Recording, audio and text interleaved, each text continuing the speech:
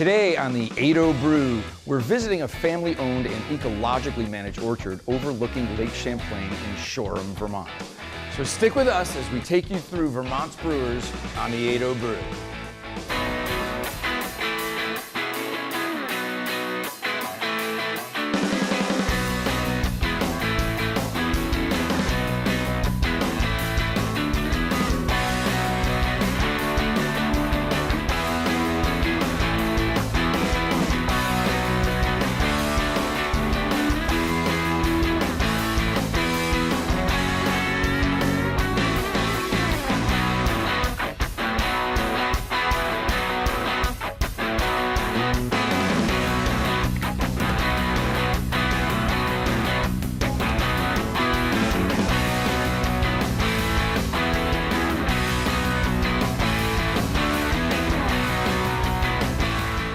The state of Vermont is known to have 50 craft breweries, which makes it #1 in the country for breweries per capita. Vermont craft brewers put out a whopping 717,000 barrels of craft beer each year. Now that is a lot of brewskis.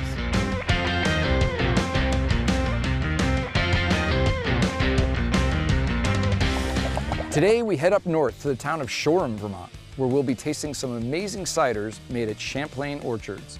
We'll meet up with the man who started it all, Bill Suhr, who will take us through the cider making process. He will give us a special behind-the-scenes look at their cider making. We are going to be focusing on specifically the craft market of cider. And the craft market really hasn't been defined yet. Cider is something like 2%, right, of the overall beer consumption. And there is a lot of wonderful cider being made in Vermont. This could become the Napa Valley of cider.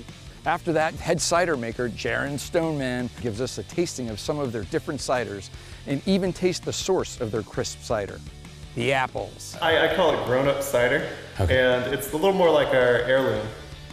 A little drier. American cider is very sweet right now.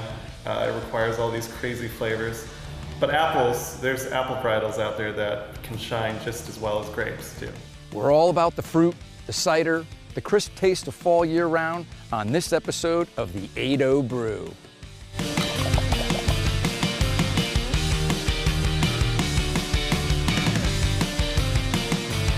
Next, we'll meet up with the man who started it all, Bill Suhr, and we'll visit the most scenic part of Champlain Orchards, the orchards.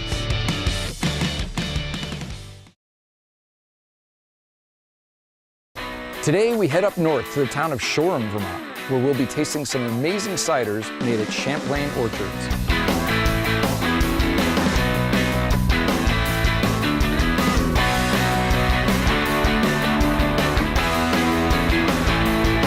So we're here out in the orchards, taking in a spectacular view from here up above Lake Champlain. Bill, tell us a little bit about some of the different apples behind us right now. Yeah, neat. Well, we're in the Pick Your Own block. And the varieties right behind us have names like Wixon, Brown Snout, Davenet, Spitzenberg. Yeah, we actually sampled a Wixon in the cold storage. That's a very high sugar and high acid. It's one of the most acidic apples we have and one of the highest sugar content. So the sugar is converted to alcohol in fermentation, and the acid adds wonderful balance when consumed. So it's a pain to pick those little apples. The Wixon are like small golf balls. They're delicious though. Yeah. So that's one of the apples like Spitzenberg, which is Thomas Jefferson's favorite apple, that can be both eaten fresh and have wonderful qualities in fermentation. An apple like Brown Snout or Davenet are true cider apples, and those are coming from Europe in this case. And if you bit into them, they'd be what we call a spitter. You'd spit it right back out. Gotcha. It doesn't have qualities that you would enjoy from a fresh eating, but wonderful when fermented. So then we talked a little bit off camera about pollination. Yeah. And about how other natural factors that you bring in to help that. The responsibility of being a cidery that is vertically integrated, so that we're growing our own trees and then growing our own orchards, growing our own fruit annually. That means we're responsible to make sure that we have a crop. And one way to help with that crop assurance is bees. Pollination is an absolute essential component of the operation. We don't keep our own bees, but we have a neighbor that moves his bees up and down the East Coast, and we bring in 80 hives at about $88 a hive. The pollination period at this farm is extremely broad, from early fresh fruit apples to these late cider apples that, you know, when an apple like Paula Red and a fresh apple is in bloom and around Mother's Day, it might be 2 or 3 weeks later till Brown Snout does its thing. Ready to go. Also using the wicks and apples, clean them off a little. This is a particularly good site to grow on because it's high up above the lake. So the lake moderates the temperature in the spring and delays our pollination period when we're in bloom. So we're later in, that's right, we're later in the growing season when we're actually vulnerable to frost, but it extends the season in the fall for picking because the lake then acts as a heat sink. And that led to you know, these different varieties, and this way of growing then led to other initiatives that would make both business sense and environmental sense. Like behind us, I don't know if you can see the solar panels. I was going to ask you, how do you grow those? Yeah, that's one of our most productive orchards, actually, right? Because the orchard out here with the solar panels is fairly faithful. We can count on a certain amount of solar. But the neat thing is that those solar panels are generating about 70% of our electricity.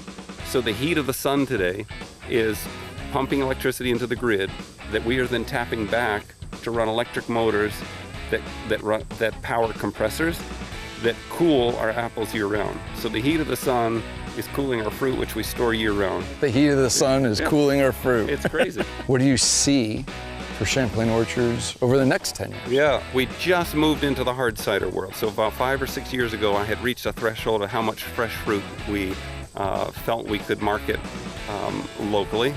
And the hard cider movement was catching on, so we started diverting some of our tree plantings to hard cider tree plantings. Like we're in a hard cider block right now with Spitzenberg on this side and Wixen on this side. It's interesting, we have always focused on the fresh apple, right? Growing the best of the best. When it's pressed into cider, it doesn't necessarily have to be cosmetically the best apple. Because you're going to mash it all up anyway. And recoup its value. But we can have a blemish and not get shook by it, and reroute, you know, send it to the cider mill, our cider mill, then transport it right across the parking lot there to the hard cidery, and then recoup the value in the bottle or the can. We can only do so much to retail right here on site. We're in rural Vermont, but it's a lovely place to grow the fruit, and so now it's an effort of going to market. So we've begun to work with other distributors. So we're distributed in Connecticut, Rhode Island, Massachusetts, upstate New York, New Hampshire, and Vermont right now. For distributing the hard ciders. That's right. Right. So we are going to be focusing on specifically the craft market of cider. And the craft market really hasn't been defined yet. Cider is something like 2%, right, of the overall beer consumption, and there is a lot of wonderful cider being made in Vermont. Similar to the Napa Valley for wine grapes on the West Coast in California, this could become the Napa Valley of cider. It may already be. Why grow wine grapes here when apples are what we do the best? Yeah. I want the apple to speak for itself, and occasionally we'll add a Vermont ingredient like maple syrup, or we have a cranberry grower up in Cambridge that we buy cranberries from, but you won't see us adding exotic other flavors. And ginger's about the most radical we get. So I think I'm partial to ginger, and probably should be growing it in our greenhouse just to remain pure. So we're on our way, it sounds like. Yeah. We're ready for the next 10 years of cider coming out of Champlain Orchards.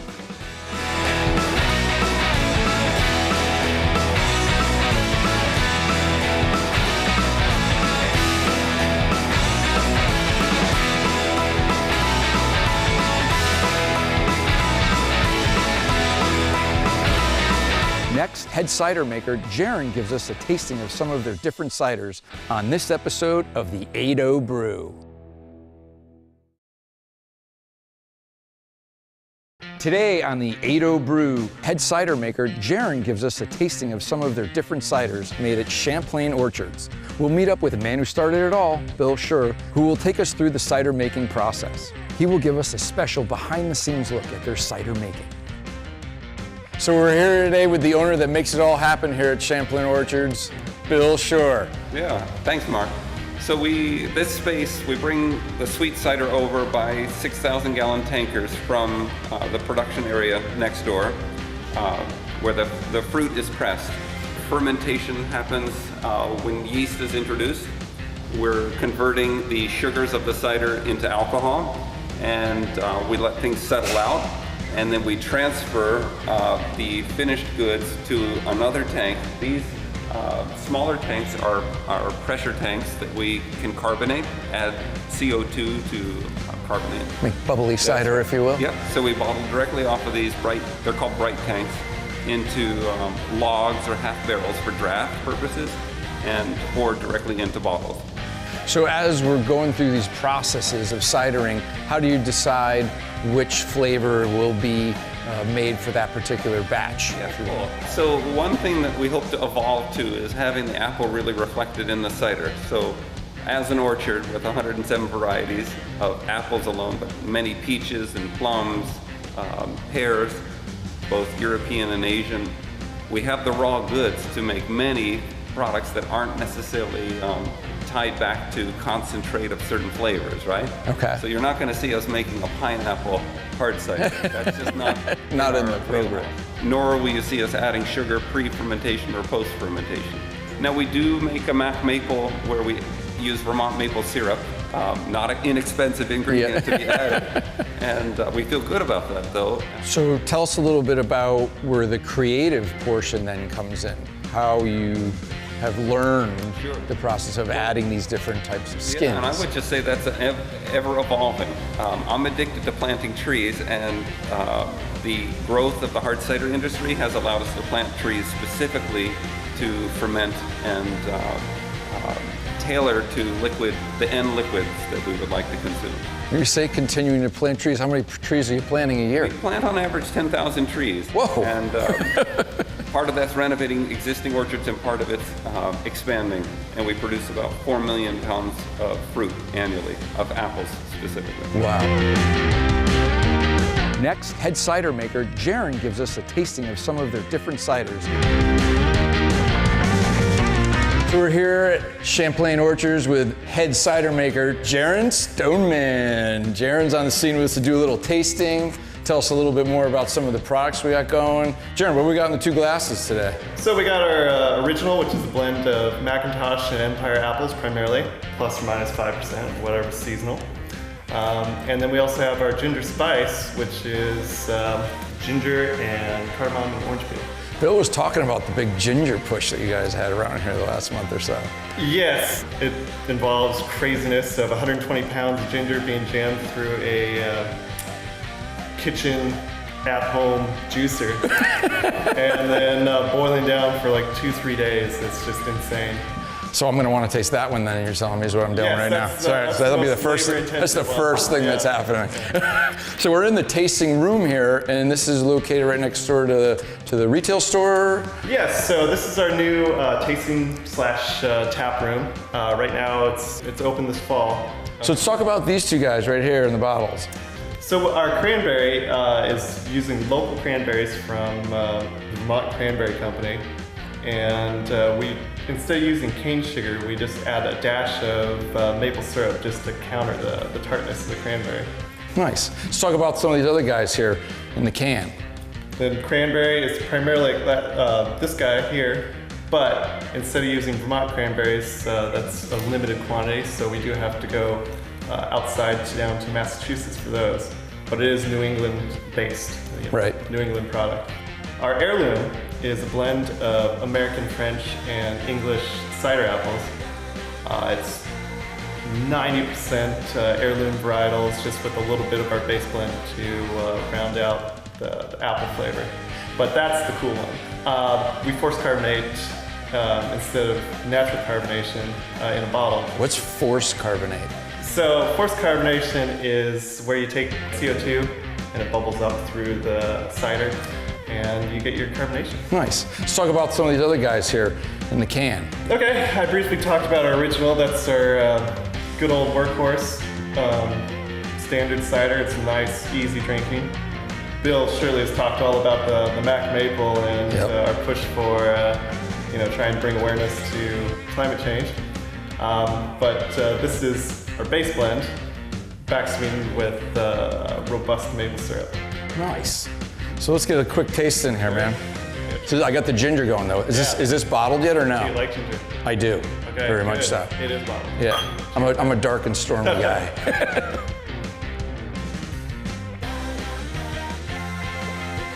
That's some good stuff right there. That's some real good stuff right there. It's not real like tart either. No, I'm trying to bring the European cider style to the United States right now. What is the European style? I call it grown-up cider, and it's a little more like our heirloom. A little drier.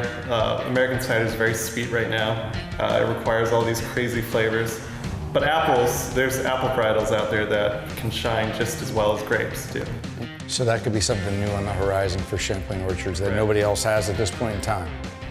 Correct. So we have 35, 40 acres of cider varietals that we can play with and manipulate and have a grand old time. Wow. Plus barrel aging. So love to start a barrel program.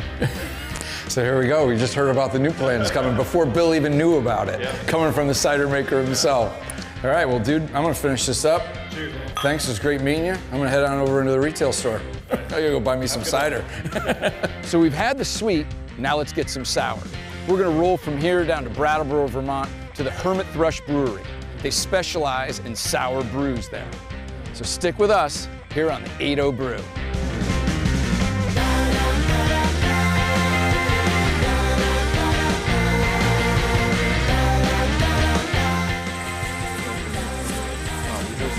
You hear the crickets? No, that's new part of me.